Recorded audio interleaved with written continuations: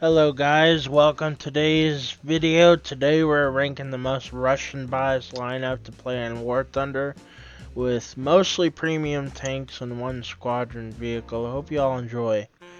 The T-80UD, this is a pretty good tank. It's the jack all trades type tank. It doesn't excel at one single thing. It's pretty well rounded of a vehicle. Its three weaknesses is it does not get thermals for the gunner sight, and the side armor is kind of shit, but that can be said about most tanks. And its gun depression is shit, but again that can be said about most Russian tanks in the game. The pros of the tank are it has good speed compared to similar premium tank offerings at the same battle rating. It has decent trolley front armor. I bounced a couple of rounds from the turret and front plate.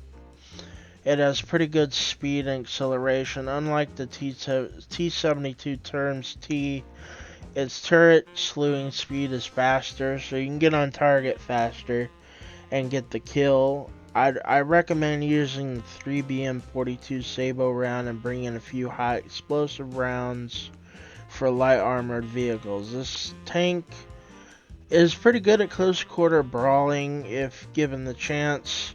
For this reason, I give it an A tier in the Russian bias scale. The T-72 Terms is next we're looking at. The TURMS-T is a decent tank for its battle rating, but it has some major pros and cons to it. Let's start off with the pros. The armor is good if you're facing anything with heat, because it is absolutely covered in ERA armor.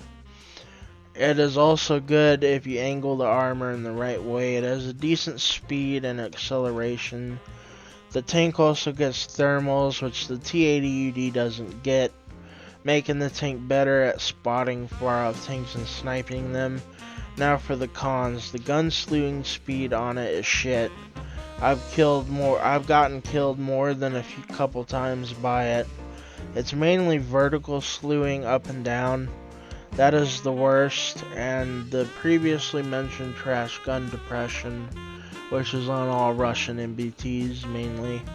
How I recommend to play this tank is at long range due to the gun slewing issues mentioned above.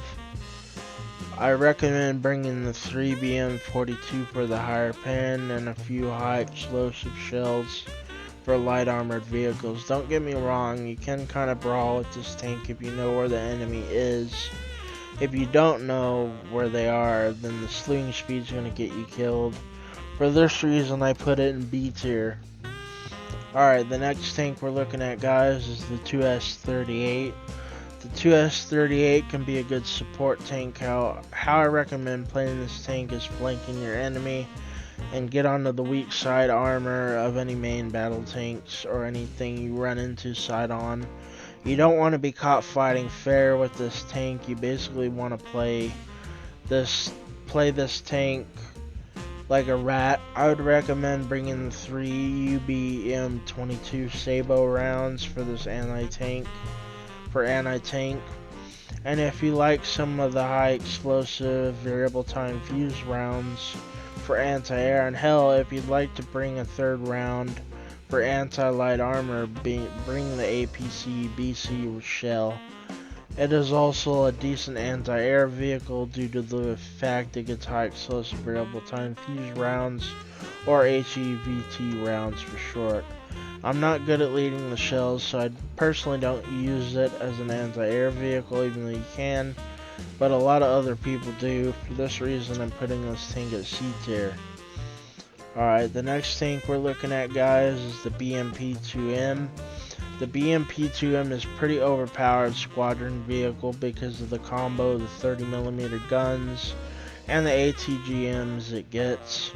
Its one and only con or weakness I can think of is no armor, and the fact you only get 6 missiles in total once you use them. You have to go to a capture point to replenish ammo, but altogether, if you play this thing like a rat, similar to how you play the 2S3M plays, you're gonna have a good time with it. Like I said, with the 2S38, you don't want to play fair I'd recommend using the ATGMs at range and use the 30mm to suppress the enemy tank you're engaging at range. Try to blind them with your 30s. You used to be able to use the missiles very well in close quarter combat, but they sadly nerfed the missiles, so that's just not as effective tactic as it used to be. For this reason, this vehicle is going in S tier. The next vehicle we're looking at is the Su-25K, the Sukhoi. The Su-25 Sukhoi 25K is pretty good, providing there's no enemy anti-air up or enemy planes up. Its damage is similar to the A-10 in terms of being able to tank ground fire, so not very good. It is a very fast jet for what it is. It has good dumbfire munitions and a good cannon for close air support. Unfortunately, I don't have enough experience to speak about the smart munitions, to be honest. I'm just now figuring out that it gets smart munitions. So from the experience I've had so far with it, I have to give it a D tier rating as it stands right now. We might come back and visit it another time and update it. I don't know. It's just right now, it's what it's at. In conclusion, guys, this lineup is very, very overpowered. Depending on the map, if it's longer range sniping map, you take the T-72 TURMS-T.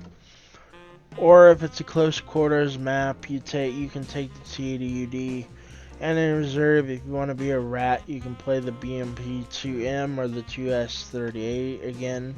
Depending on the map, and if you have enough spawn points, you can take out the Su-25K to bomb the enemy tanks. And that's it, guys. Please don't forget to comment, rate, subscribe. If you guys want more content like this, please let me know down in the comments. I'm also very sorry I haven't uploaded in a while.